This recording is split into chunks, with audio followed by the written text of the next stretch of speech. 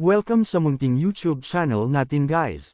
Please support my videos. Like, comment and subscribe lang po mga idolo.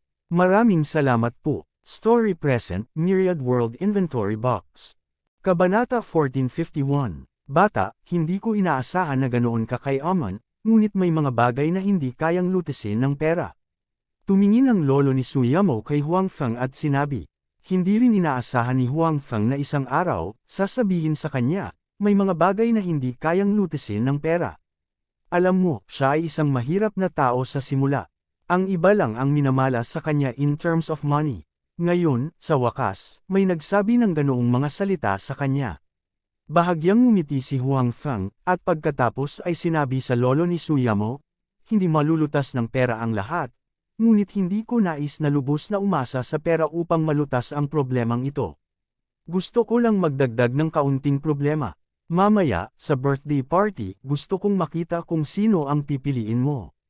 Sa oras na iyon, gagawa din ako ng paglipat sa negosyo ng pamilya ng kabilang partido. I want to see rich family so doon. Pagkatapos magsalita ni Huang Feng, tumalikod siya at umalis. Marami pa siyang dapat gawin. Ngayon lang, hindi niya sinasadyang takutin ang pamilya ni Suyamo. Sinadya niya talagang gawin iyon. Dahil pinigilan nila siya at si Suyamo, kung gayon huwag mag-alala na siya ay hindi magalang. Bastos. Nang makitang tumalikod at umalis si Huang Feng, galit na galit ang lolo ni Suyamo kaya hinampas niya ang sofa sa tabi niya. Sila ay mayamang pamilya, at kailangan din nilang mabuhay. Siyempre, napakahalaga din ng pera. Kung talagang inatake ni Huang Feng ang kanilang kumpanya, sapat na iyon para magdulot ng matinding suntok sa kanila. Kamusta ang sitwasyon? Gumawa na naman ba sila ng move?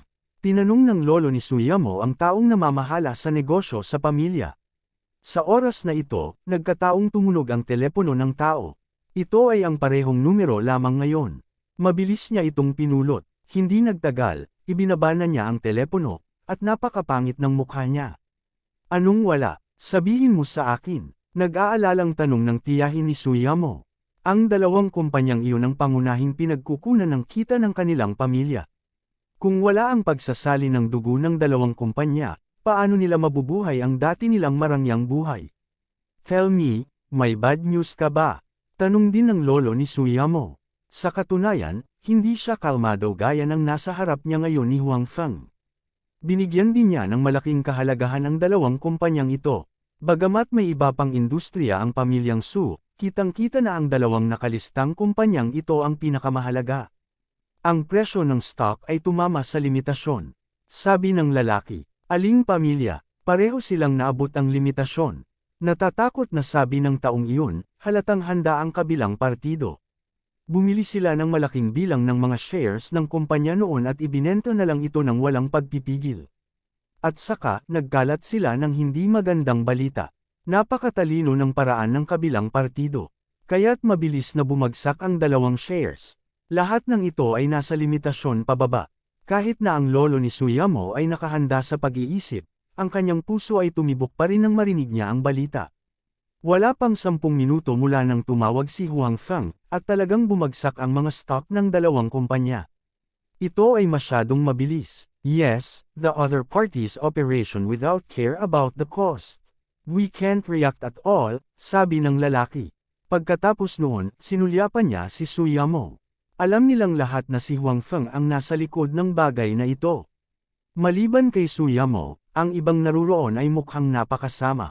Sa pagtingin sa gawin ng kabilang partido nang walang pakialam sa gastos, alam nilang hindi pa tapos ang usaping ito. Tiyak na magkakaroon ng panibagong alon ng pag-atake bukas. Kahit na kumilos sila ngayon, maaaring hindi nila mailigtas ang sitwasyon. Dad, Mom, medyo napagod. Ako sa biyahe. Aakyat muna ako at magpahinga. Gayunpaman, si Suyamo ay walang kahit kaunting simpatiya para sa mga taong ito. Alam niya na si Huang Feng ay hindi gagawa ng mga ganitong matinding hakbang maliban kung ito ay talagang kinakailangan. Pagkatapos noon, diretsyong umakyat si Suyamo nang walang pakialam sa mga reaksyon ng ibang tao. Ang iba ay tumingin sa likod ni Suyamo na may komplikadong ekspresyon. Kai, sa tingin ko hindi masama si Huang Feng. Tumingin ang ama ni Suyamo sa kanyang ama at sinabing, gusto siya ni Yamo, at gusto rin niya si Yamo. At saka, kaya niyang umunlad ng maayos nang hindi umaasa sa pamilya. Talento rin siya. Pagkatapos niyang pakasalan si Yamo, sa tulong namin behind the scenes, tiyak na magiging mas mabuti ang kanyang pag-unlad. Hindi siya magiging mas masahol pa sa mga taong iyon mula sa mga mayayaman at makapangyarihang pamilya. Tiyak na gusto ng ama ni Suyamo na pakasalan ng kanyang anak ang taong gusto niya. Gayunpaman, wala siyang gaanong awtoridad sa pamilyang ito. Bukod dito, alam din niya na sa pamilyang ito, ang bawat isa ay kailangang magkaroon ng kamalayan na magsakripisyo para sa pamilya. Sa makatuwid, hindi siya nang ahas na magsalita para sa kanyang anak na babae dati. Pero ngayon, halatang hindi ordinaryong tao ang nobyo ng kanyang anak. Nagbigay ito sa kanya ng kumpiyansa, lalo na pagkatapos ihayag ni Huang Feng ng kaunti, lalo siyang naging kumpiyansa. Kaya naman nag-ipon siya ng lakas ng loob na magsalita para sa kanyang anak. Tama, tatay. Nakilala ko na itong si Huang Feng dati. Mahusay ang pakikitungo niya sa mga tao. Bukod dito, sa tingin ko ay mas magaling siya kaysa sa mga anak ng ibang pamilya, sabi ng ina ni Suyamo. Buntong hininga, pamilya ni third sister, hindi mo ito magagawa. Bagamat hindi ko alam kung paano kumita ng napakaraming pera ang brat na iyon, taga-probinsya siya. Hindi niya deserve ang Su family natin. Sabi ng panganay na tiyahin ni Suyamo. Paano kung taga-bukid siya? Ayos lang basta kaya niya. Katulad ng sinabi ni Huang Feng, ang tatlong henerasyon bago si Suyamo ay taga-bukid din, malungkot na sabi ng ina ni Suyamo. Hindi mangyayari yun. Sino ang nakakaalam kung paano niya nakuha ang kanyang pera? Panipi, tama na, tumigil ka na sa pakikipagtalo. Sabi ng lolo ni Suyamo. Agad na napatigil sa pag-uusap ang dalawa. Tumingin ang lolo ni Suyamo sa kanyang bunsong anak, na ama ni Suyamo. Sa tingin mo ba ayaw kong pumili ang mga anak ko ng sarili nilang mapapangasawa? Gayunpaman, para sa isang pamilyang tulad natin, kung hindi tayo asenso, tayo ay mahuhuli. Maaari lamang nating piliin na dagdagan ang ating lakas sa pamamagitan ng pag-aasawa. Kung hindi, maaari tayong ihiwalay ng ibang mga pamilya anumang oras. Maaari pa nga tayong harapin ng mga nakatataas.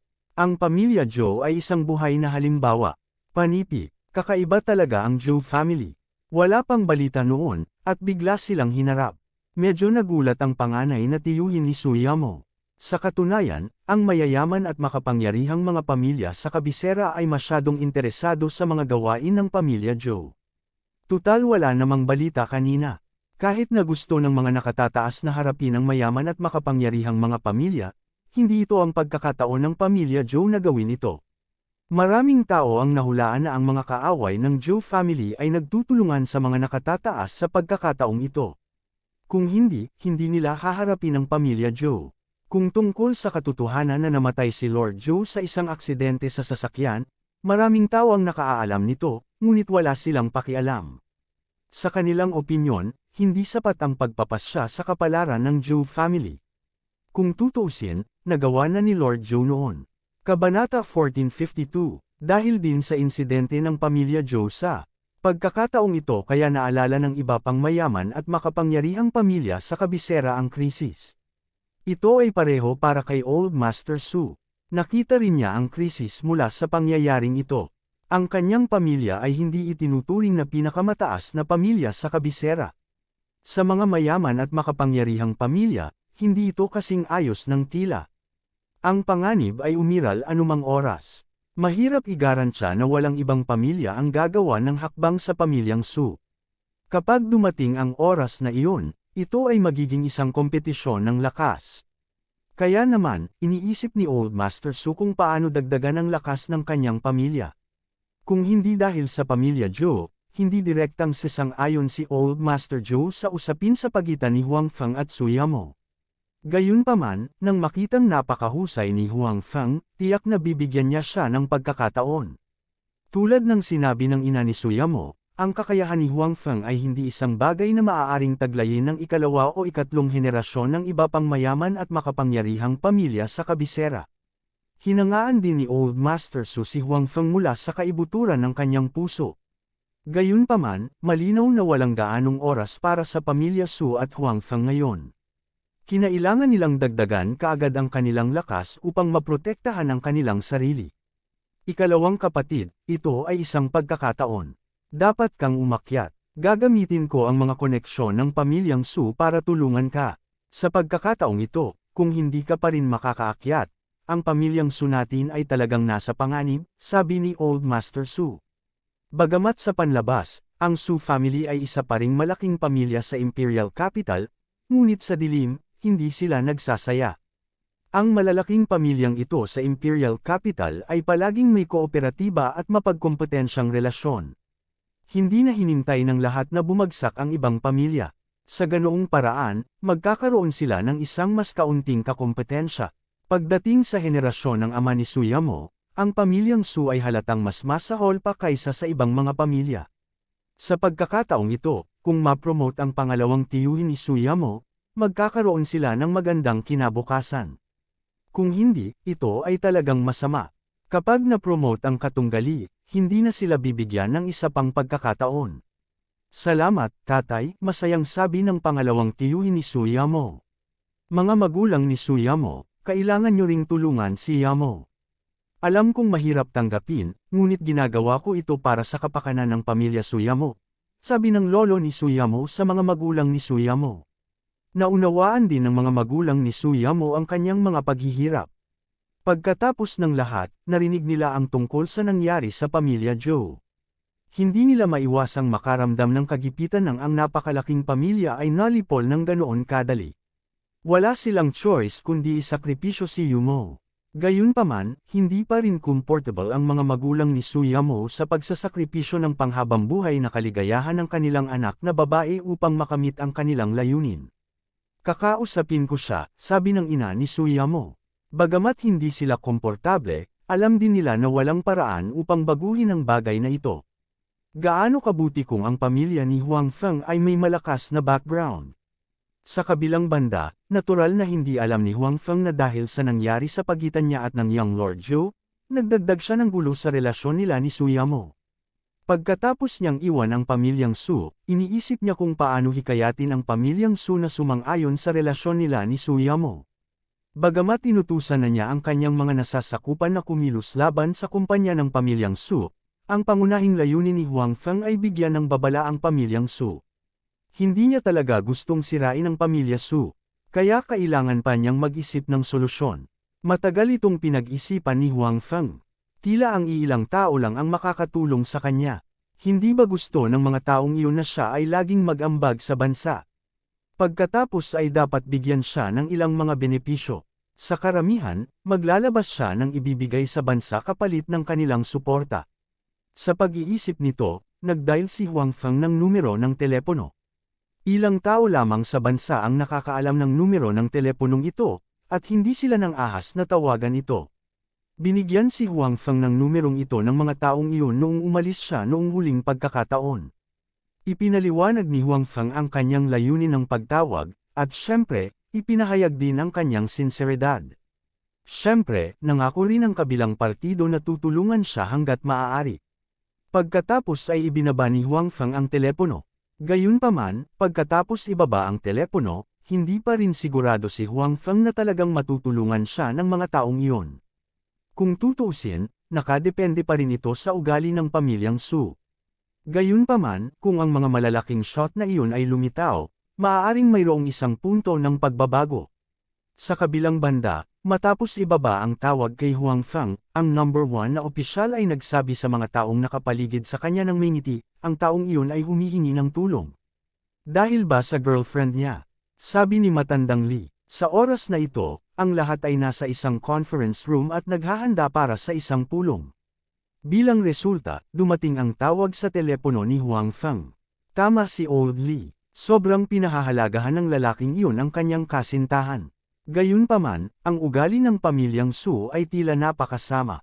Desidido silang hindi pumayag, kaya't ang lalaking iyon ay lumapit sa amin upang humingi ng tulong, sabi ng opisyal ng No. Ang matandang lalaki ng Su family ay talagang maikli. Tinanggihan pa niya ang napakagandang kabataang talento tulad ni Huang Feng. Hindi nakakagulat na ang Su family ay walang anumang pag-unlad nitong mga nakaraang taon. Malamig na bamantong hininga ang Matandang Li. Alam namin ang tungkol sa sitwasyon ni Huang Feng, ngunit hindi alam ng iba. Another big shot said, "Gayunpaman, mas maganda ito. We originally planned to start in this aspect. Now that he has take the initiative to ask for help, if we do it, mas malaki ang utang niya sa amin. Moreover, this also shows that those little girlfriends have a very high position in his heart. If we matchmake them, he will not live." Oo, tumango ang number 1 official at sinabing, "Tsaka, baka hindi mo alam. Ibinunyag lang niya sa akin sa telepono na kung matutulungan natin siya, mag-aambag din siya ng ilang teknolohiya sa bansa ng libre, kasama na ang aircraft engine technology." Sa pagsasalita nito, bahagyang natuwa ang number 1 official. Kahit na hindi niya nakita kung ano ang kinuha ni Huang Feng, ayon sa nakaraang sitwasyon ni Huang Feng, ang mga bagay na maaari niyang ilabas ay hindi masyadong masama. Sa mga tuntunin ng mga makina ng sasakyang panghimpapawid, ang bansa ay palaging nasa likod ng mga dayuhang bansa. Makabubuti kung makahabol sila sa mga banyagang bansa sa tulong ni Huang Feng. Talaga, magaling yan. Tila ang usaping ito ay hindi kasing simple ng pagkakautang niya sa amin ng isang pabor. I didn't expect na sobrang pinapahalagahan niya yung mga babae. Naintindihan din ng ibang big shots kung ano ang ibig sabihin nito, kaya tuwang-tuwa sila. Bukod dito, hindi nila inaasahan na ang mga babaeng iyon ay napakahalaga sa puso ni Huang Feng. Maaari niya talagang iambag ang mga bagay na ito sa bansa ng libre. Ito ang hindi nila inaasahan noon. Naisip ng lahat na bukod kay Suyamo, si Huang Feng ay mayroon pa ring ilang kasintahan mula sa mayayamang pamilya. Kung humingi pa siya ng tulong sa kanila, gaano karaming magagandang bagay ang maiaambag nila. Siyempre, iniisip lang nila. Nasiyahan na sila sa pagkuha ng isa o dalawang pangunahing teknolohiya. Mukhang this time dapat gumanap ng maayos kaming mga matatanda para hayaan siyang kusang loob na kunin ang mga bagay na iyon. Mas dadami pa siya in the future, anang number 1 official. Kabanata 1453, tumango naman ang iba. Noong una, gusto lang nilang pumunta ang isa sa kanila sa piging ni Old Master Su at tingnan kung matutulungan nila si Huang Feng. Gayunpaman, ngayong nakita nila na pinahahalagahan ni Huang Feng si Suyamo, natural na nagbago ang isip nila. Dahil gusto nilang may utang na loob sa kanila si Huang Feng, bakit hindi niya hayaang magkaroon siya ng mas malaking pabor sa kanila? Sa makatuwid, pagkatapos ng ilang mga talakayan, sila ay dumating sa isang desisyon. Gayunpaman, ang desisyong ito ay malinaw na magugulat kay Huang Feng at sa pamilyang Su. Pagkabalik ni Huang Feng sa hotel, nakatanggap siya ng tawag mula kina Xi Mengzhao, Tang Mazo, at Tan Ying. Ang unang dalawa ay nagulat kay Huang Feng na sila ay ligtas, habang si Tan Ying ay nag-imbite kay Huang Feng na maging panauhin sa ngalan ng kanyang mga magulang. Noon pa man ay gustong imbitahan ka ng mga magulang ko para kumain. Ngayong alam na nila na nasa Imperial Capital ka, pinilit nilang tawagan ako, sabi ni Tan Ying kay Huang Feng sa telepono. Mula nang malaman nila na pinagaling ni Huang Feng ang sakit ng kanilang anak, palaging gustong pasalamatan ng mga magulang ni Tan Ying si Huang Feng ng personal, ngunit hindi sila nagkaroon ng pagkakataon. Si Huang Feng ay palaging abala, at ang mga magulang ni Tan Ying ay abala rin sa mga tao na hindi makahanap ng oras upang pumunta sa Qing Province. Gayunpaman, talagang nagpapasalamat silang dalawa kay Huang Feng. Kamakailan lamang, inayos na nila ang kanilang schedule upang pumunta sa Qing Province upang makilala si Huang Feng at magpasalamat sa kanya ng personal. Sa pagkakataong ito, pagkatapos malaman na dumating si Huang Feng sa Imperial Capital, natural na gusto nilang imbitahan ng kanilang anak na babae si Huang Feng para kumain. Lalo na nang makita nilang mas energetic ang kanilang anak kaysa dati nang umalis ito sa Imperial Capital, at hindi na siya kasing payat at mahina gaya ng dati, lalo silang natuwa. Kung alam ng mga magulang mo na niloko kita para lumayo, hindi ko alam kung magpapasalamat pa rin sila sa akin. Tumawa si Huang Feng sa telepono. Anong trick? I was willing to do that. Sinabi ni Tan Ying na medyo namumula ang mukha, maginhawa ba para sa iyo na pumunta? Kung hindi ito maginhawa, hahanap ako ng dahilan para tulungan kang tumanggi. Panipi, alam ni Tan Ying at ng iba pa na ang pangunahing layunin ni Huang Feng sa pagpunta sa Imperial Capital sa pagkakataong ito ay upang makilala ang pamilya ni Suyamo at ipagdiwang ang kaarawan ng lolo ni Suyamo. Kadalasan, tiyak na makakasama niya si Suyamo. Maaaring wala siyang oras para lumabas, kaya hindi magtataka si Tanying kung walang oras si Huang Feng. Gayunpaman, halatang hindi alam ni Tanying na nakilala na ni Huang Feng ang pamilya ni Suyamo, at hindi naging maganda ang unang pagkikita. Ngayon, bumalik na sila sa hotel, sa halip na sa pamilyang Su. Hindi mo kailangang tanggihan, may oras ako bukas, sabi ni Huang Feng. Talaga, magaling yan, sasabihin ko sa kanila ngayon. Kakausapin ko sila, masayang sabi ni Tanying. Noong una, akala niya ay hindi na magkakaroon ng oras si Huang Feng at tatanggi siya. Ginawa niya ang tawag na ito dahil hinimok siya ng kanyang mga magulang. Sa huli, nagkaroon talaga si Huang Feng ng oras na nagpasaya sa kanya. Pagkatapos ibaba ang telepono, ang depressed mood ni Huang Feng sa pamilya Su sa wakas ay bumuti. Nang kaunti, pagkatapos mag-isip, pupunta siya bukas sa bahay ni Tanying. Hindi siya maaaring pumunta ng walang dala, kaya nagsimula siyang maghanda ng regalo. Sa kabilang banda, si Suyamo ay inaaliw ng kanyang ina. Bagamat alam na niya ngayon ang paghihirap ng kanyang lolo at ng kanyang mga magulang, hindi pa rin ito matanggap ni Suyamo. Pagkatapos ng lahat, nagpasya na siyang manatili kay Huang Feng sa natitirang bahagi ng kanyang buhay. Natural, ayaw niyang sumuko ngayon. Mahal kong anak, kailangan mong unawain ang iyong lolo at ang aming diskarte. Hindi namin nais na gawin ito, ngunit alam mo rin na kahit na ang isang pamilya na tulad namin ay tila maunlad, ito rin ay napakadelikado. Dapat nating pagbutihin ang ating lakas hanggat maaari at palakasin ang relasyon sa isa't isa. Sa ganoong paraan, maaari tayong manindigan magpakailanman, sabi ng ina ni Suyamo. Ngunit, sa tingin ko, si Huang Feng ay may higit na potensyal kaysa sa mga tinatawag na mayayamang pamilya.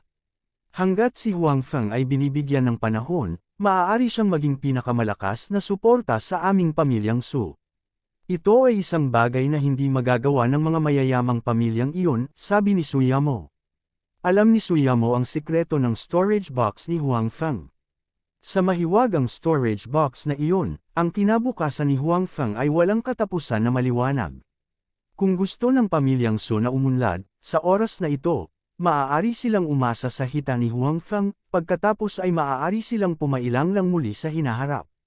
Sa makatuwid, naramdaman ni Suyamo na si Huang Feng ang pinakatamang pagpipilian, kung sa pananaw man ng kanyang personal na damdamin o sa mga interes ng pamilya. Gayunpaman, malinaw naman, hindi ganoon ang iniisip ng mga tao ng pamilyang Su. Hindi nila alam na may storage box si Huang Feng. Sa kanilang opinyon, bagamat kumita ng kaunti si Huang Feng, walang paraan upang ihambing ang mga mayayamang pamilyang iyon na malalim ang ugat. Mahal kong anak, maraming bagay ang hindi mo alam. Ilang araw pa lang bago ka bumalik, biglang nabunot ang pamilya Zhou. Alam mo, ang pamilya Zhou ay bahagyang mas malakas kaysa sa pamilya natin. Kahit na ganoon, nawala ito sa isang kisap mata. Sabihin mo sa akin, paanong hindi tayo makakaramdam ng kaunting krisis? Sabi ng ina ni Suyamo, sa totoo lang, maganda rin ang impression ko kay Huang Feng. Mataas din ang tingin ko sa inyong dalawa. Kung bibigyan siya ng panahon, talagang mapapaunlad siya ng husto. Gayunpaman, wala na tayong masyadong oras para hintayin siyang umunlad. Kamakailan, kumikilos ang mga mayayamang pamilya sa kabisera. Nabunot ang pamilya Zhou. Sumimangot si Suyamo. Bagamat matagal na siyang hindi nakabalik sa kabisera, alam niya ang tungkol sa pamilya Zhou. Bago siya umalis sa kabisera, ang pamilya Zhou ay isa sa mga mayayamang pamilya sa kabisera. Maraming tao sa pamilya ng mga opisyal at sundalo. Hindi niya inaasahan na mabubunot ang ganoong pamilya. Oo, ilang araw lang ang nakalipas. Sabi ng ina ni Suyamo. Bagaman siya ay isang babae, tiyak na nag-aalala siya sa mga gawain ng mga mayayamang pamilyang ito. Pero hindi masama si Huang Feng. Marami din siyang kilala na maimpluwensyang tao. Giit ni Suyamo, sa kritikal na sandali, makakatulong din siya sa ating pamilyang Su. Kahit nakilala niya ang mga maimpluwensyang tao, hindi sila mapagkukunan ng kanyang pamilya pagkatapos ng lahat. Nakikipag-ugnayan lamang sila sa kanya para sa mga benepisyo. Maaaring hindi nila siya matulungan sa kritikal na sandali. Sabi ng ina ni Suyamo. Matapos malaman na malaki ang kinikita ni Huang Feng, hindi na siya nagulat na sinabi ng kanyang anak na si Huang Feng ay kilala ng maraming maimpluwensyang tao. Sa bansa, hindi mahalaga kung nais mong kumita ng kaunting pera, ngunit kung nais mong kumita ng maraming pera, dapat mong makilala ang ilang mga maimpluwensyang tao. Gayunpaman, ang mga taong ito ay nakikipag-ugnayan lamang sa isa't isa dahil sa kanilang sariling mga interes. Hindi sila maaaring ituring na pinakamahalagang bahagi ng relasyon. Sa makatuwid, ang ina ni Suyumo ay hindi optimistiko tungkol sa relasyon ni Huang Feng at ng mga maimpluwensyang tao. Alam din ni Suyumo na tama ang kanyang ina. Nagsimula na siya ng sariling negosyo noon, kaya naunawaan din niya ang pagkakaiba. Gayunpaman, sinabi pa rin niya, gayunpaman, kilala rin ni Huang Feng si Director Wang. Sa pagkakataong ito, humingi din si Direk Wang ng tulong sa kanya. Kabanata 1454, si Direk Wang. Sinong Direktor Wang? Ang ina ni Suyumo ay bahagyang natigilan. Ito ang Direktor Wang na kilala ng lahat sa kabisera.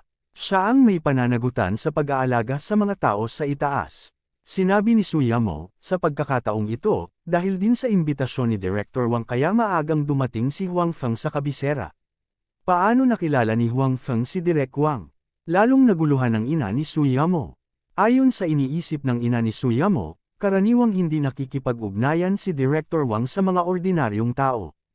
Hindi man lang titingnan ni Direk Wang ang mga mayayamang negosyanteng iyon. Siya ay karaniwang responsable para sa kalusugan ng mga tao sa itaas. Bagamat may pera si Huang Feng, hindi siya dapat makipag-ugnayan kay Director Wang. Pagkatapos ng lahat, ang isa ay nasa kabisera, at ang isa ay nasa lalawigan ng Qing. Bakit iimbitahan ni Direk Wang si Huang Feng? Noong huling beses na nag-survey si Director Wang sa Qing Province, nangyari na pinagaling ni Huang Feng ang sakit ng isang pasyente, at nakita ito ni Director Wang. Sa pagkakataong ito, si Director Wang ay tila nagkaroon ng problema, kaya pumunta siya para humingi ng tulong kay Huang Feng, sabi ni Suyumo. Marunong din si Huang Feng ng medical skills. Nagulat na sabi ng ina ni Suyumo. Labis na siyang nagulat na si Huang Feng ay maaaring kumita ng napakaraming pera sa napakaikling panahon. Ngayon, narinig niya talaga mula sa kanyang anak na alam din ni Huang Feng ang mga kasanayang medikal. Bukod dito, maaari niyang personal na hiningi si Direk Wang para sa kanyang tulong. Ang kanyang mga kasanayan sa medikal ay dapat na napakahusay. Paanong hindi ito makapagtataka sa ina ni Suyumo? Hindi ako masyadong sigurado, pero dahil personal siyang inimbitahan ni Direk Wang, dapat alam niya kung paano ito gagawin. Sabi ni Suyumo na may kaunting katiyakan. Ang alam lang niya ay pinagaling ni Huang Feng ang sakit ng ama ni Zhu Lingyun. Bukod dito, personal siyang inimbitahan ni Direk Wang. Siguro, dapat alam ni Huang Feng ang mga medikal na kasanayan. Bukod dito, nasa Huang Feng pa rin ang mahiwagang storage box na iyon. Hindi magtataka si Suyumo kung may alam siya. Walang pag-aalinlangan na tumanggo ang ina ni Suyumo. Lalo siyang na-curious kay Huang Feng sa kanyang puso. Noong una niyang makita ang binata ay naramdaman niyang may tiwala ito sa sarili. Hindi ito ang pagmamataas ng nakababatang henerasyon ng mga maharlikang pamilya sa kabisera ng imperial, ngunit isang uri ng tiwala sa sarili na nagmumula sa loob palabas. Ang ganitong pakiramdam ay hindi natagpuan sa mga ordinaryong tao. Ngayon, nalaman ng ina ni Suyumo na hindi na niya nakikita si Huang Feng. Ipinanganak siya sa kanayunan at walang tutulong sa kanya, ngunit maaari talaga siyang kumita ng malaking pera sa napakaikling panahon. Ito ay napakabihirang. Ngayon, ang kanyang mga medikal na kasanayan ay kinilala ni Direktor Wang na mas bihira pa. Sino si Direk Wang? Karamihan sa mga tao sa matataas na klase ng Imperial Capital ay alam na kahit na si Direk Wang ay hindi ang pinakakaranasan sa mga medikal na kawani, siya ang pinakabata. Ang katotohanang kaya niyang pasanin ang ganoong kabigat na responsibilidad sa murang edad ay nagpakita na kaya niya. Sa mga aristokratikong pamilya sa Imperial Capital, sino ang hindi gustong makilala si Direk Wang? Sa isang banda, si Direk Wang at ang mga tao sa itaas ay nagkaroon ng malapit na relasyon. Sa kabilang banda, nandoon ang kakayahan ni Direk Wang. Sino ang makatitiyak na hindi sila magkakasakit sa lahat ng oras?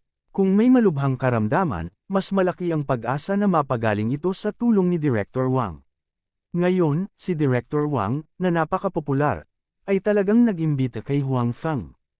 Ano ang nakapagtataka kay Huang Feng? Kahit na si Huang Feng ay may mga medikal na kasanayan, hindi gaanong kapaki-pakinabang na makilala si Director Wang. Sabi ng ina ni Suyamo, Direktor Wang ay Direktor Wang. Pamilyar siya sa mga tao sa itaas, ngunit tiyak na hindi niya ipapakilala ang sinuman sa mga tao sa itaas. Bukod dito, sino ang nakakaalam kung ano ang relasyon ni Huang Feng at Direktor Wang? Alam din ni Suyamo na dahil lang sa kakilala ni Huang Feng si Direktor Wang, wala itong mababago. Gayunpaman, gusto niyang maunawaan ng kanyang ina at maging ng kanyang pamilya na walang koneksyon si Huang Feng. Napaka-high-end din ng mga koneksyon ni Huang Feng. Pagkatapos makipag-chat sa kanyang anak ng ilang sandali, ang ina ni Suyamo ay umalis sa silid ng kanyang anak na may ilang pagdududa. Sa katayuan ng pamilyang Su, hindi sila kwalipikadong malaman ang tungkol sa sakit ni Elderly. Sa makatuwid, ang ina ni Suyamo ay nag-isip ng mahabang panahon ngunit hindi pa rin maisip kung bakit inimbitahan ni Director Wang si Huang Feng sa Imperial Capital. Kinaumagahan, bumangon si Huang Feng, nag-impake, at dumiretso sa bahay ni Tan Ying. Ang pamilyang Tan ay isa ring mayamang pamilya sa Imperial Capital. Sa katunayan, ang kanilang lakas at katayuan ay mas mataas pa kaysa sa pamilyang Su. Sa katunayan, ang mga pamilya ni Natang Mazo at Exi Mengjiao ay mas makapangyarihan din kaysa sa pamilyang Su. Sa mga mayayamang pamilya sa Imperial Capital, ang pamilyang Su ay nasa ilalim. Hindi nakapagtataka na si Old Master Su ay may pakiramdam ng krisis. Itinuring na malakas ang lakas ng pamilya Tan sa buong Imperial Capital. Si Secretary Tan ang numero 1 sa lalawigan ng Qing. Ang kapatid ni Secretary Tan, na siya ring ama ni Tan Ying, ay may mas mataas na katayuan kaysa kay Secretary Tan. Isa rin siyang taong may tunay na kapangyarihan. Ang gayong tao ay likas na maraming bagay na dapat gawin. Sa makatuwid, wala siyang oras upang bisitahin ang kanyang anak na babae sa lalawigan ng Qing at personal na pasalamatan si Huang Feng. Tungkol sa pagbisitang ito sa pamilyang Tan sa pagkakataong ito, binigyan din ito ng malaking kahalagahan ni Huang Feng. Hindi lang dahil sa katayuan ng pamilyang Tan sa Imperial Capital, ngunit higit sa lahat, babae rin niya si Tan Ying. Walang pinagkaiba sa pagitan niya at ni Suyamo.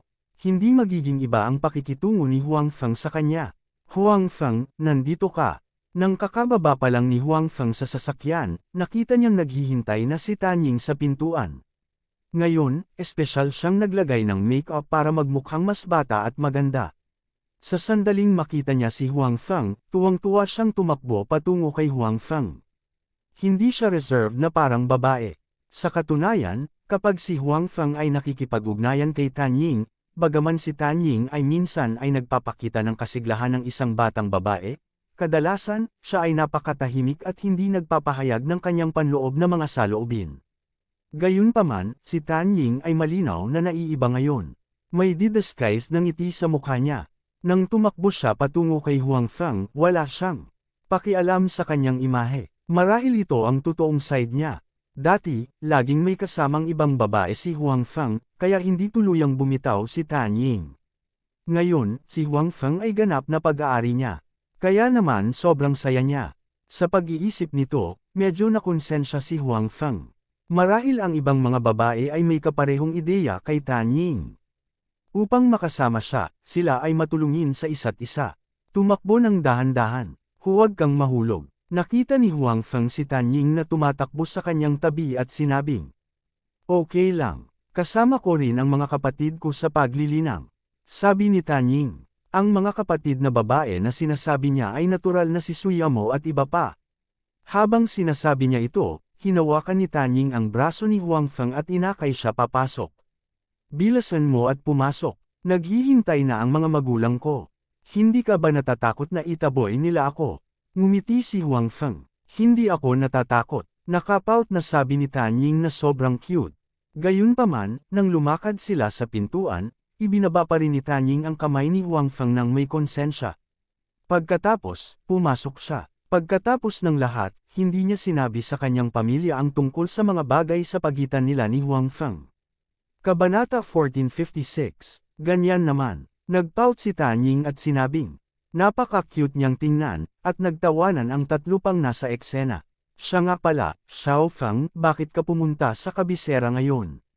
May kailangan ka ba sa tulong ko? Sabi ng ama ni Tanying. Dahil pinagaling ni Huang Fang ang kanilang anak, gustong pasalamatan ng mga magulang ni Tanying si Huang Fang, ngunit hindi sila nagkaroon ng pagkakataon. Sa pagkakataong ito, dumating si Huang Fang sa kabisera, na malinaw na isang pagkakataon. Pagkatapos ng lahat, ang kanilang pamilyang Tan ay mayroon pa ring kapangyarihan sa kabisera, at si Huang Fang ay nagmula sa ibang lungsod, kaya hindi siya dapat magkaroon ng anumang mga kakilala sa kabisera. Kung mayroong anumang mga paghihirap, ito ay medyo normal. Gayunpaman, naisip kaagad ng ama ni Tanying ang hindi tiyak na balita na narinig niya noon, at nakangiting sinabi, "Oh, tama, nakalimutan ko. Xiao Fang, hindi ka nag-iisa sa kabisera." Malinaw, ang ama ni Tanying ay nagsasalita tungkol sa usapin ng pamilya Zhou. Bagamat hindi na ipagkalat ang bagay na iyon, sa pagkakakilanlan at background ng ama ni Tanying, may mga bagay pa rin siyang alam. Bagamat hindi niya alam ang partikular na sitwasyon, alam pa rin niya na ang paghina ng pamilya Zhou ay may kaugnayan kay Huang Fang. Sa ganitong paraan, si Huang Fang ay malinaw na hindi maaaring mabuli ng kahit sino sa kabisera. "Uncle Tan, you must be joking. I'm just a foreigner." Sinabi ni Huang Fang, ngunit hindi niya ito inamin o itinanggi. "Pumunta ako dito sa pagkakataong ito para ipagdiwang ang kaarawan ng lolo ng aking kasintahan." Siyempre, hindi sigurado si Huang Fang kung makakadalo pa rin siya sa birthday party na ito. Kung tutuusin, hindi naging maganda ang biyahe kahapon sa pamilyang Su, at muntik na siyang mahulog sa kabilang partido. Kung pupunta siya bukas, hindi niya alam kung diretsyong kick-out siya. Gayunpaman, kahit na may posibilidad na ma-kick out, kailangan pa ring umalis ni Huang Fang. Una, dahil nangako siya kay Yumu noon na kailangan niyang dumalo sa birthday party na ito. Pangalawa, ang pamilya Su ay halatang gustong humanap ng asawa para kay Yumu bukas. Hindi niya kayang panuulin ang mga ito na gawin ito at maging walang pakialam. Pagdating niya sa eksena bukas, kung talagang direktang ipinahayag ng pamilyang Su ang layuning ito, wala siyang balak gumawa ng eksena doon. Gayunpaman, dahil sa mga salita ni Huang Fang, bahagyang nagbago ang ekspresyon ng mga magulang ni Tanying. Bagamat wala silang gaanong pakikipag-ugnayan kay Huang Fang, malinaw nilang naramdaman na may magandang impresyon ang kanilang anak kay Huang Fang. Kahit na noong tumawag siya sa bahay bago siya bumalik o pagkatapos niyang bumalik, hindi makaalis ang bibig ng kanyang anak kay Huang Fang. Ang ganitong uri ng pag-uugali ay napakalinaw. Sa makatuwid, naisip ng mga magulang ni Tanying na walang kasintahan si Huang Fang. Pagkatapos ng lahat, ang kanilang anak na babae ay palaging nasa Qing Province. Kung may girlfriend si Huang Fang, hindi niya malalaman. Ngayong mahal na mahal niya siya, halatang walang girlfriend si Huang Fang. Gayunpaman, ngayon ay tila hindi ito ang kaso. Sa katunayan, ang mga magulang ni Tanying ay may magandang impresyon kay Huang Fang. Bagamat karaniwan ang background ng pamilya ni Huang Fang, wala siyang pakiramdam ng kababaan. Marunong din siya, at mas malakas pa siya sa mga kasamahan niya. Gayunpaman, hindi siya mapusok o mayabang, na napakabihirang. Ito ay tiyak na dahil sila ay may magandang impresyon kay Huang Fang, at ang kanilang anak na babae ay may magandang impresyon kay Huang Fang, na ang ina ni Tanying ay nagtanong kay Huang Fang ng mga tanong na iyon noon. "May girlfriend ka na?" Hindi naiwasang magtanong ng ina ni Tanying. Sinulyapan pa niya ang kanyang anak, ngunit hindi nagbago ang ekspresyon ni Tanying, ibig sabihin ay alam din niya ang tungkol dito. "Oo." Tumango si Huang Fang, pagkatapos ay muling sumulyap kay Tanying, ngunit hindi siya nagsalita. Saang pamilya siya galing? Hindi naiwasang magtanong ng ina ni Tanying. Siya ay mula sa pamilyang Su. Ang kanyang pangalan ay Su Yamo. Sabi ni Huang Fang, pagkatapos ay huminto. Napaisip siya sandali at sinabing, "Actually, isa lang siya sa mga naging girlfriend ko." "Isa sa mga girlfriend mo?" Narinig ng mga magulang ni Tanying ang mga salita ni Huang Fang at kumunat ang noo. Ibig bang sabihin ni Huang Fang ay mayroon siyang higit sa isang kasintahan? Hindi nila akalain na playboy din pala itong si Huang Fang. Ang dalawang tao na may magandang impresyon kay Huang Fang ay bahagyang nagbago ng kanilang opinyon kay Huang Fang sa oras na ito. Alam din ni Huang Fang na kapag sinabi niya ito, tiyak na magkakaroon ng masamang impresyon sa kanya ang mga magulang ni Tanying. Gayunpaman, tulad ng naisip niya noon, ang bagay na ito ay kailangang harapin maaga o huli. Si Tan Ying ay babae na niya ngayon. Ang bagay sa pagitan niya at niya ay hindi mate at tago sa mga magulang ni Tan Ying magpakailanman. Bagamat hindi nila naisipan ni Tan Ying na sabihin sa kanyang mga magulang ngayon, dahil napag-usapan nila ang paksang ito, sinabi ito ni Huang Feng. Sinabi ni Huang Feng, sa totoo lang. Actually, girlfriend din niya ako. Unang sabi ni Tan Ying. Pagkatapos nito, tumingin siya kay Huang Feng na may matamis na mukha. Masayang-masaya si Tan Ying na si Huang Feng ang nagkusa para pag-usapan ang paksang ito. Ipinakita nito na sa puso ni Huang Feng, ang kanyang posisyon ay talagang kapareho ng iba, kabilang si Su Yamo. Bukod dito, hindi gusto ni Huang Feng na maging isang lihim na manliligaw siya habang buhay. Kaya naman, nagkusa si Tan Ying na tumayo at harapin ang usaping ito kay Huang Feng. Bulalas ng ina ni Tan Ying.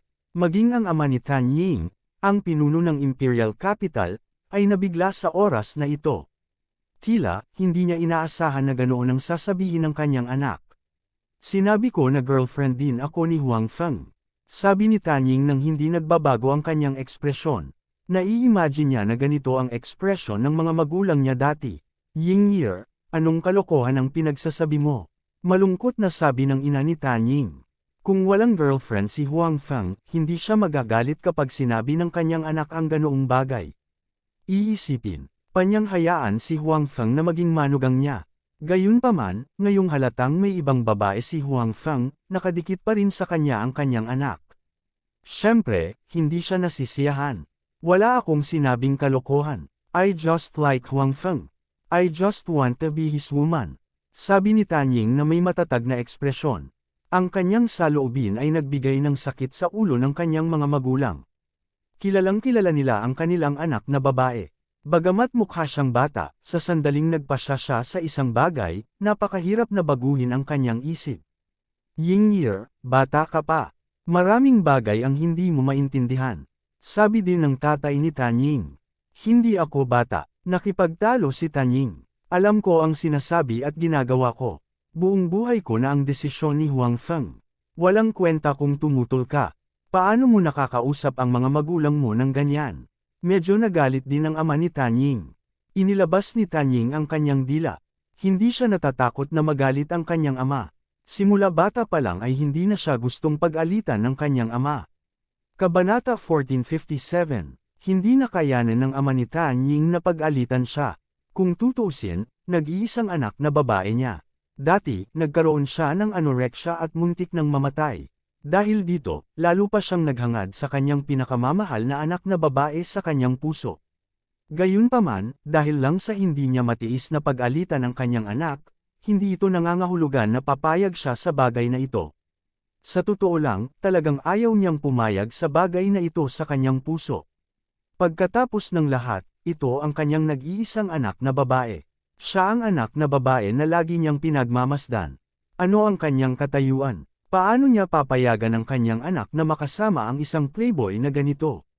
Kung walang ibang girlfriend si Huang Feng, baka pumayag siya sa pagpupumilit ni Tan Ying.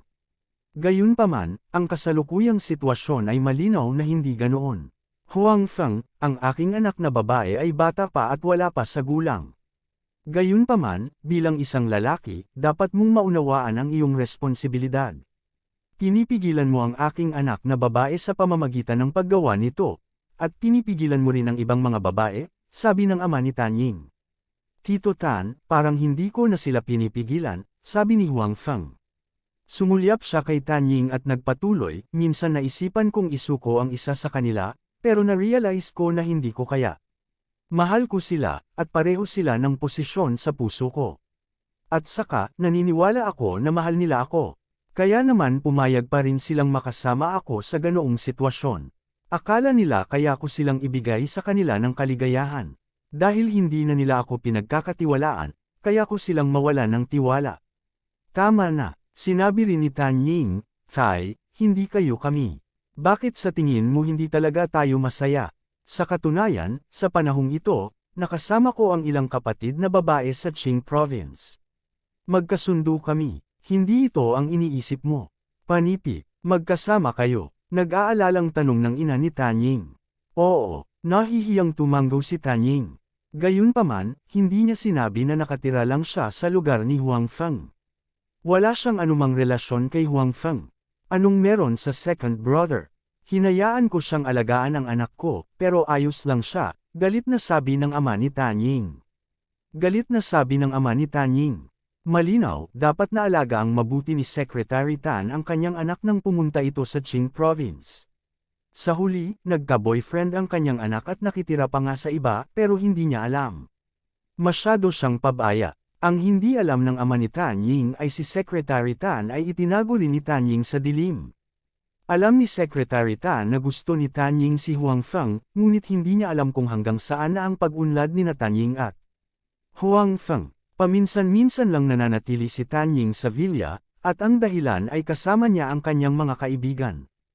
Tai, huwag na kayong magsalita tungkol sa pangalawang tiyo, sabi ni Tanying. Anyway, gusto ko si Huang Feng. Hindi, sabi ng ama ni Tanying. Paano siya magiging handa na makita ang kanyang anak na babae na may kasamang playboy? Kailangan mong gawin kahit hindi mo kaya. Sinabi ni Tanying, maliban kung gusto mong mamatay ang iyong anak na babae.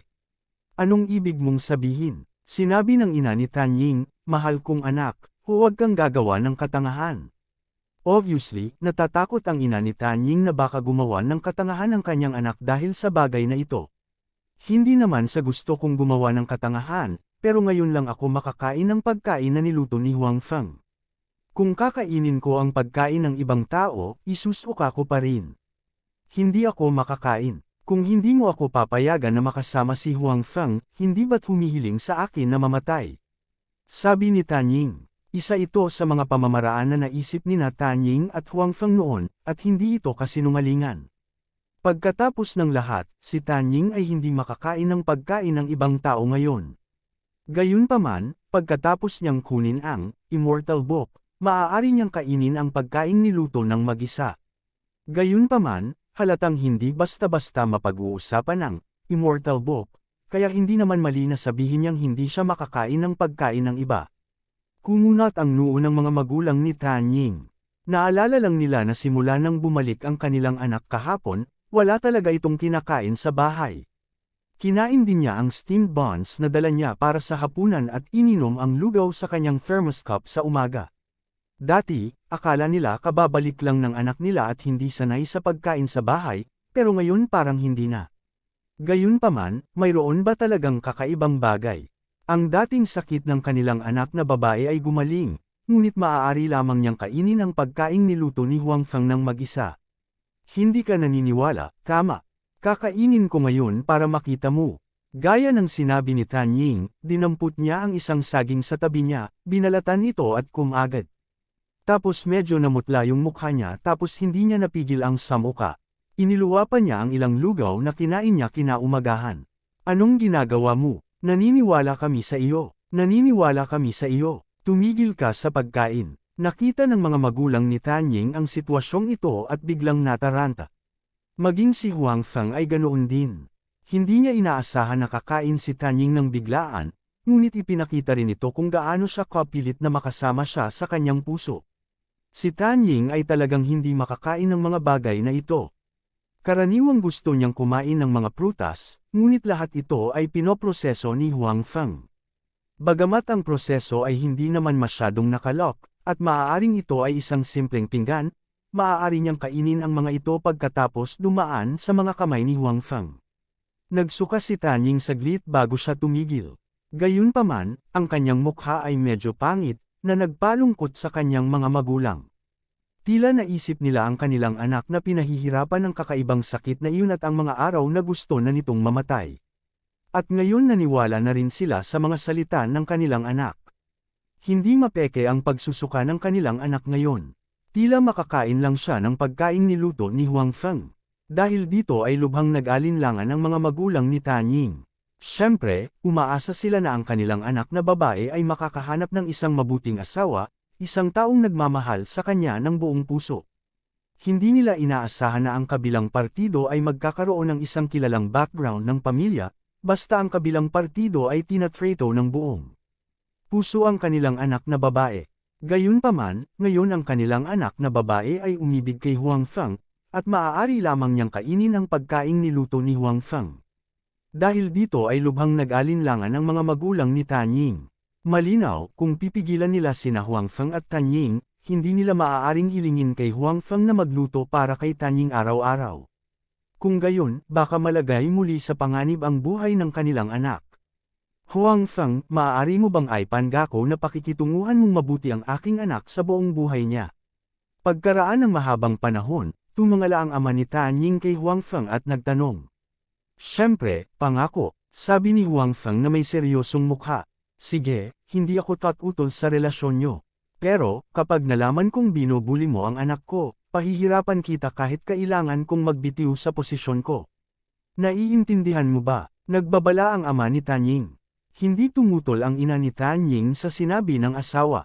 Malinaw, pagkatapos timbangin ang mga kalamangan at kahinaan, ito ay malinaw na mas pinahahalagahan nila ang buhay ng kanilang anak na babae. Naiintindihan ko, hinding-hindi ko hahayaang mangyari ito, sabi ni Huang Feng. Sana nga, salamat dad, salamat nanay. Nang makitang pumayag ang kanyang mga magulang sa relasyon nila ni Huang Feng, biglang bumangon si Tan Ying sa tuwa. Kabanata 1458, nang makita ang taos-pusong ngiti ng kanilang anak, mas gamaan ang pakiramdam ng mga magulang ni Tan Ying. Nakita nila na talagang gusto ng kanilang anak si Huang Feng. Hindi mapeke ang ekspresyon at kilos niya. Hindi inaasahan ni Huang Feng na ang unang babae na nakuha niya ay si Tan Ying, nakakarelasyon lang niya. Ang mga magulang ni Tan Ying ay mas madaling kausap kaysa sa inaakala niya. Sa katunayan, ang hindi alam ni Huang Feng ay ang dahilan kung bakit ang mga magulang ni Tan Ying ay madaling kausapin at pumayag sa usapin nila ni Tan Ying ay dahil si Tan Ying ay makakain lamang ng luto ni Huang Feng, at dahil si Tan Ying ay may sakit noon. Noong panahong iyon, si Tan Ying ay anorexic at hindi makakain ng kahit ano. Labis na nalungkot ang mag-asawa. Naturally, wala silang ibang mga kinakailangan para sa kanilang anak na babae sa ibang aspeto. Inaasahan lamang nila na ang kanilang anak na babae ay gumaling at maging masaya. Ito ay mas mahalaga kaysa sa anumang bagay. Noong panahong iyon, sumumpa sila sa kanilang mga puso na hanggat gumaling ang kanilang anak, anuman ang gusto nito, papayag sila. Ngayon, pinilit ni Tan Ying na makipag-date kay Huang Feng. Naisip din ng mga magulang ni Tan Ying ang hitsura ni Tan Ying noong siya ay may sakit noon. Sa pag-iisip sa pangakong binitiwan nila noong mga panahong iyon, natural silang lumuwag ng kaunti. Higit pa rito, ayaw nilang makita muli ang kanilang anak na pinahihirapan ng sakit. Kahit saglit lang ay hindi nila kinaya. Nais lang nilang mabuhay ng masaya ang kanilang anak. Ito ay mas mahalaga kaysa anupaman. Tungkol naman sa karaniwang pagsasama ng mga anak ng mayayaman at makapangyarihang pamilya, hindi man lang inisip ito ng mga magulang ni Tan Ying. Napagpasyahan nila noong panahong iyon na hanggat nabubuhay ang kanilang anak na babae, ang kanyang kasal ay siya ang magpapasya.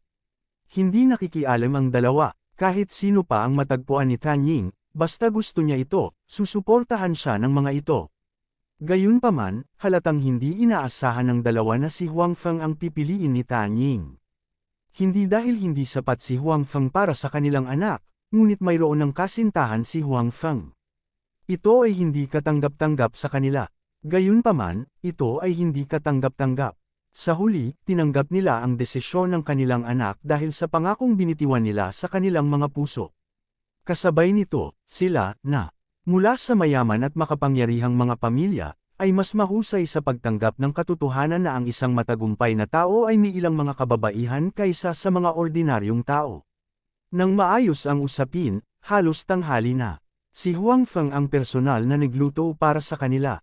Sa orihinal, si Huang Feng ay isang bisita ngayon, kaya hindi siya dapat payagang magluto. Gayunpaman, dinukot ni Huang Feng ang kanilang anak na babae. Ngayon na sila ay mga elder ni Huang Feng, natural na walang problema na hayaan siyang gumawa ng isang bagay. Bukod dito, makakain lamang ni Tan Ying ang pagkaing niluto ni Huang Feng. Malinaw na ayaw ng mga magulang ni Tan Ying na makitang kinakain ng kanilang anak ang malamig at matitigas na steamed buns at iba pa. Ayaw nilang makita ang kanyang pagsusuka pagkatapos kumain ng iba pang mga bagay. Kung tungkol sa pagluluto, tiyak na walang pagtutol si Huang Feng. Napakakinas ng usapin ngayon, nalampas sa kanyang inaasahan. Maganda rin ang mood niya. Tamang magluto ng masarap na ipagdiwang. Sa makatuwid, matapos lihim na bawiin ni Huang Feng ang Immortal Book mula kay Tan Ying, naging abala siya sa kusina. Si Tan Ying ay orihinal na gustong tumulong, ngunit siya ay itinaboy ni Huang Feng palabas ng kusina. Sa halip, nakipag-chat siya sa kanyang mga magulang sa bulwagan. Ang nilalaman ng chat ng tatlong tao ay natural na halos tungkol kay Huang Feng. Ngayong manugang na nila si Huang Feng, wala na silang masyadong alam tungkol kay Huang Feng. Ito ay malinaw na hindi maganda. Kaya naman, maraming nagtanong ang mag-asawa tungkol kay Huang Feng. Sinabi rin ni Tan Ying sa kanyang mga magulang ang kanyang nalalaman. Siyempre, wala siyang ibinunyag tungkol sa storage box. Ito ang pinagkasunduan ng mga babae. Hindi nila masabi kahit kanino ang tungkol sa storage box, kahit ang kanilang mga magulang. Habang nalaman nila ang higit pa tungkol kay Huang Feng, kailangang aminin ng mga magulang ni Tan Ying na si Huang Feng ay talagang isang napakahusay na henyo. Tiyak na walang problema para sa gayong tao na maging manugang nila. Siyempre, mas mabuti kung walang ibang babae si Huang Feng. Mabilis na inihanda ang masaganang pagkain sa ilalim ng pangangalaga ni Huang Feng. Sa wakas ay nakainan ng mga magulang ni Tan Ying ang luto ni Huang Feng. Puno sila ng papuri para sa kanyang husay sa pagluluto. Siyempre, ang mas ikinatuwa pa nila ay ang kanilang anak na babae ay kumakain na parang normal na tao. Bukod dito, kumain siya ng marami at hindi nagpakita ng anumang mga palatandaan ng pagsusuka. Nang makita ang eksenang ito na matagal na niyang hindi nakikita, napaiyak pa ang ina ni Tan Ying. Ilang taon na niyang hindi nakikitang kumakain ng ganito ang kanyang anak. Natural, excited siyang makitang kumakain ng ganito ang kanyang anak. Medyo namumula ang mga mata ng ama ni Tan Ying. Dahil sa anorexia, labis na nagdusa ang kanilang anak na babae. Ngayon, sa wakas ay gumaling na siya. Nang makita ang kanilang anak na babae na kumakain at umiinom ng ganito, ang mag-asawa ay nagkaroon ng mas magandang impresyon kay Huang Feng sa kanilang mga puso. Naisip nila na mabuti para sa kanilang anak na babae na sumunod sa kanya. Kaya niya, bukod dito, maaalagaan niyang mabuti ang kanilang anak at hindi siya maghihirap. Xiao Feng, dahil pamilya na tayo, may mga bagay na malaya nating napag-uusapan.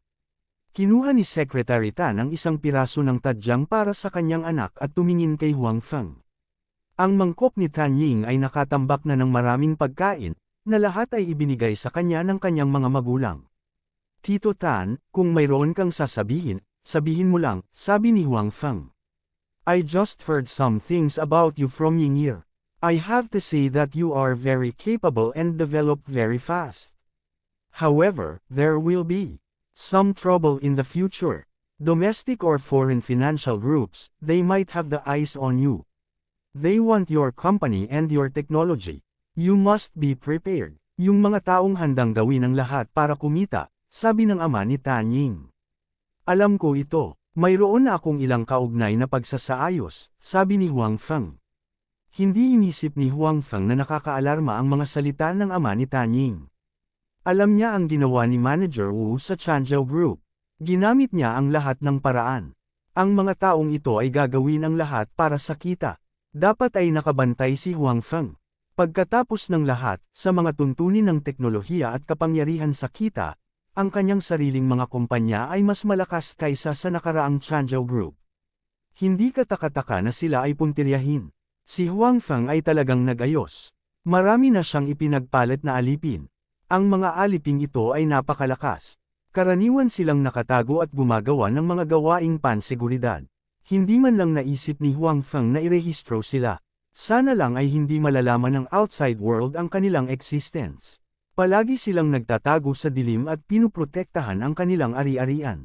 Hindi man lang naisip ni Huang Feng ang pagpaparehistro sa kanila. Umaasa siyang hindi malalaman ng labas ng mundo ang kanilang pag-iral. Tuloy-tuloy silang magtatago sa dilim at protektahan ang kanilang ari-arian. Kabanata 1459. Sa ngayon, ang mga taong ito ay gumawa ng maraming kontribusyon. Maraming tao ang nag-espiya sa mga lihim ng industriya ni Huang Feng, ngunit lahat sila ay hinarap ng mga taong ito. Kadalasan, hindi alam ng mga taong iyon kung ano ang nangyayari bago sila hinarap. Dahil dito, natakot din ang maraming tao na nag-espiya sa industriya ni Huang Feng. Ang isa pang sukatan ni Huang Feng ay ang mahigpit na panatilihin ang mga teknikal na lihim ng kanyang industriya. Hindi niya ipaalam sa maraming tao ang tungkol sa mga sikretong iyon. Kahit noong production, hiwalay na sila, kung sakali. Buti naman naisipan mo to. Sabi ng tatay ni Tanying na may kasiyahan, kung mayroon man sa hinaharap. Maaari mong hanapin ang tiyuhin ni Yingyer sa lalawigan ng Qing. Kung ikaw ay nasa Beijing, maaari mo akong hanapin. Kung tutuusin, ang Beijing ay ang puso ng China.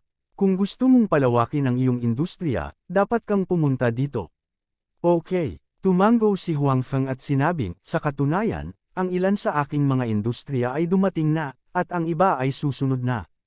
Nabalitaan ko kay Yingyer na gumagawa ka pa rin ng kotse. Iyan ay isang industriya na may mataas na teknikal na pangangailangan. Sinabi ng ama ni Tanying, bukod dito, kung gagawa ka ng mabuti, ito ay magiging isang piraso ng matabang karne. Maraming tao ang tumitingin dito. Kahit ako ay maaaring hindi ito maprotektahan. Napakataas ng tubo ng produksyon ng sasakyan, lalo na sa China. Sa orihinal, mayroong isang malaking merkado sa China, kaya ang mga benta ay hindi isang malaking problema. Siyempre, iyon ang kotse na may mga pakinabang sa mga tuntunin ng cost performance at performance. Hindi nakita ng ama ni Tanying kung ano ang hitsura ng kotse ni Huang Feng. Hindi ganoon kadali na samantalahin ang aking industriya. Ngumiti si Huang Feng at sinabing, bukod dito, sa palagay ko ay ayaw ng mga tao sa itaas na may mangyari sa aking kumpanya ng sasakyan. Naniniwala si Huang Feng na hanggat alam ng mga tao sa itaas ang performance ng kanyang sasakyan, tiyak na paprotektahan nila ang kanyang industriya. Pagkatapos ng lahat, ang bansa ay nabuli ng mga dayuhang bansa sa mga tuntunin ng paggawa ng kotse. Hindi naging madali ang magkaroon ng ganap na domestic car. Bukod dito, sa mga tuntunin ng pagganap at disenyo, ito ay ganap na hindi mas mababa sa mga dayuhang kotse. Kung hindi nila ito pinuprotektahan, gusto ba nilang makita ang mga domestic cars na binubuli? Nakikita na ang domestic market ay palaging inookupahan ng mga dayuhang kotse. Bukod dito, mag-aalok si Huang Feng ng ilang teknolohiya sa bansa, kaya may utang na loob sa kanya ang bansa at protektahan ang kanyang industriya. Tama, nakalimutan kong nakikipag-ugnayan ka pa pala sa mga tao sa itaas. Sabi ng ama ni Tanying, pero, paano mo nakilala ang mga taong iyon? Kung tutuusin, sa background mo, hindi ka dapat nakipag-ugnayan sa kanila. Dahil sa mas malapit niyang relasyon kay Huang Feng, diretsyong tinanong ng ama ni Tanying ang tanong sa kanyang puso. At hindi ito itinago ni Huang Feng. Kung tutuusin, ito ang kanyang biyenan at isa sa kanyang magiging backers. Walang bagay na hindi niya masabi sa kanya. Kaya, ipinaliwanag ni Huang Feng ang dahilan kung bakit siya pumunta sa kabisera at ang usapin ng pagpapagamot sa sakit ni Elderly. No wonder ang tagal kong hindi nakikita si Elderly. Malubha pala ang sakit niya. Tumango ang ama ni Tanying na may think time na ekspresyon. Para sa isang tao sa antas ni Elderly, kung may nangyari sa kanya, ito ay isang malaking kaganapan na maaaring makaapekto sa katatagan ng bansa. Sa makatuwid, hindi nakakagulat na walang balita tungkol dito noon. Ngayon, kumusta si Elderly? Naka-recover na siya, at maganda rin ang paggaling niya mamaya, sabi ni Huang Feng. Hindi ko inasahan na mayroon kang ganoong kahangahangang mga kasanayan sa medikal. Nakangiting sabi ng ama ni Tanying. Si Huang Feng ay katumbas ng pagliligtas sa buhay ni Elderly. Si Elderly ay dapat na labis na nagpapasalamat sa kanya, at ang ibang mga pinuno ay dapat magkaroon ng magandang impresyon kay Huang Feng sa kanilang mga puso. Gayunpaman, dahil dito, kumilos ang mga pinuno sa itaas laban sa pamilya Zhou. Palaging nararamdaman ng ama ni Tanying na may kulang. Pagkatapos ng lahat, ang pamilya Zhou ay isang malaking pamilya sa kabisera. Ito ay hindi inaasahang nawasak ng mga tao sa itaas. Malinaw, ang bagay na ito ay hindi karaniwan. Dapat may sasabihin pa si Huang Feng. Gayunpaman, hindi nagtanong ang ama ni Tanying. Sino ang walang sikreto? Bukod dito, ginawa ni Huang Feng ang lawak na ito. Ang mga tao sa itaas ay talagang magkakaroon ng magandang impresyon sa kanya, na magiging lubhang kapaki-pakinabang sa kanyang pag-unlad. Pagkatapos kumain, inilabas ni Huang Feng ang dala niyang regalo sa pagpupulong. Ang regalo para sa ama ni Tanying ay medyo simple. Ito ay isang limitadong edisyon ng immortal wine, na hindi mabibili sa labas. Ang regalo para sa ina ni Tanying ay higit pa, pangunahin sa mga pampaganda. Ang mga pampaganda ay hindi ordinaryong bagay. Gumastos si Huang Feng ng malaking pera para ipagpalit sila mula sa tindahan sa storage box. Ang epekto ay mas mahusay kaysa sa mga sa katotohanan. Makikitang nagustuhan din ito ng ina ni Tanying. Siyempre, hindi lang isang set ang mga cosmetics na ipinagpalit ni Huang Feng. Mayroong ilang mga set na inihanda upang ibigay sa mga matatanda ng kanyang mga kababaihan. Gayunpaman, isang set lamang ang naibigay ngayon. Pagkatapos noon, nanatili si Huang Feng sa bahay ni Tanying ng ilang sandali bago umalis. Sinabi ni Tanying sa kanyang mga magulang at personal na pinaalis si Huang Feng. Hindi ko talaga akalain na ganoon kadaling papayag sina uncle at auntie sa usapin natin. Sabi ni Huang Feng na may damdamin. Matapos maranasan ang insidente ng pamilya Su kahapon, naisip ni Huang Feng na ang araw na ito ay magiging isang mahirap na labanan. Hindi niya inaasahan na magiging ganito kakinas. Ang madali ay hindi masama. Ngumuso si Tanying at sinabing, mahal ako ng aking mga magulang. Ayaw nilang malungkot ako, kung maglakas loob kang ay bully ako sa hinaharap. Tiyak na hindi ka nila bibitawan. I promise not to give them this chance. Sabi ni Huang Feng kay Tanying. Hoy, bakit ang seryoso mo? Biro ko, akala mo ba hindi ko alam kung anong klase kang tao? Kung hindi, bakit kita susundin? Sabi ni Tanying nang makita niya ang seryosong tingin ni Huang Feng. Ito ay totoo. Kung hindi alam ni Tanying kung anong uri ng tao si Huang Feng, hindi siya mai-inlove sa kanya. Hindi siya naniniwala na bibiguin siya ni Huang Feng. Kaya naman nanatili pa rin siya kay Huang Feng kahit alam niyang may kasintahan si Huang Feng. O sige, kamusta na si Ate Yamo? Tanong ni Tanying. It's not going well. Hindi kasing ganda ng pamilya mo, sabi ni Huang Feng. Pagkatapos, maikli niyang sinabi sa kanya ang nangyari kahapon. Sobra ang pamilya ni Ate Yamo. Paano nila isasakripisyo ang kaligayahan ni Ate Yamo para sa kapakanan ng kanilang pamilya? Matapos makinig sa paglalarawan ni Huang Feng, sinabi ng batang babae na puno ng matuwid na galit ang mukha.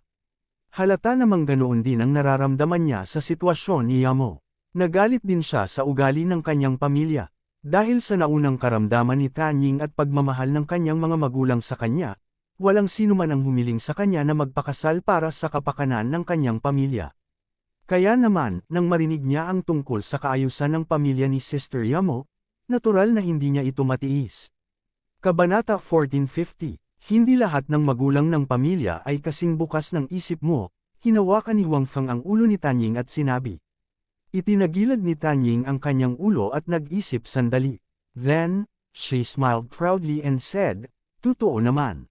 Napakabait sa akin ng mga magulang ko. Ngumiti si Huang Feng. Ramdam niya ang espesyal na pagmamahal ng mga magulang ni Tanying para sa kanya. Wala itong pinagkaiba sa pag-spoil sa kanya. Sinuportahan nila ang ugali ni Tanying. Kahit napakiramdam nila na ang ugali ni Tanying ay labag sa kanilang kagustuhan, hindi nila ito pipigilan. Buti na lang, kahit naging spoiled siya, hindi naligaw ang ugali at ugali ni Tanying. Sa halip, napaka-cute niya. Marahil ay may kaugnayan ito sa dati niyang sakit. Pagkaraan ng ilang saglit na pag-uusap ng dalawa, nag-aatubili silang naghiwalay. Si Huang Feng ang pinakamalapit na tao kay Tanying maliban sa kanyang ama. Sa hinaharap, sila ay magiging mas malapit kaysa sa kanyang ama. Sa makatuwid, sa tuwing makikipaghiwalay siya kay Huang Feng, nag-aatubili siyang makipaghiwalay sa kanya. Kahit saglit lang ay hindi siya komportable. Masasabing si Tanying ang pinakaumasa kay Huang Feng sa mga babae. Kaya naman, determinado siyang panatilihin ang relasyon nila ni Huang Feng. Pagkaalis ni Huang Feng sa bahay ni Tanying, hindi agad siya bumalik sa hotel.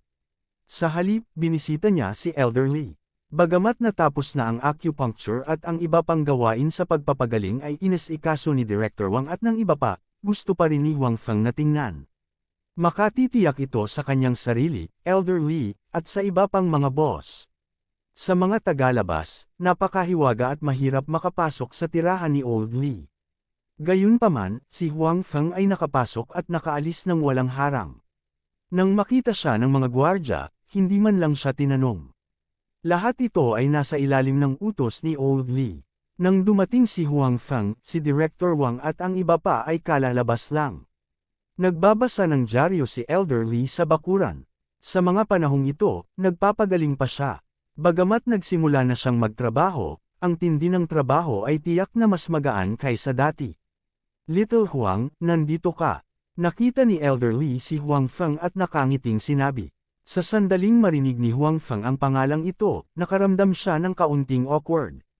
Hindi niya napigil ang sabihin, Elder Lee, sa susunod kapag tatawagan mo ako, maaari mo ba akong tawagin sa pangalan ko o Xiao Feng? Palagi akong kakaiba na tawagin akong Xiao Huang. Nako, masyado kang maraming iniisip.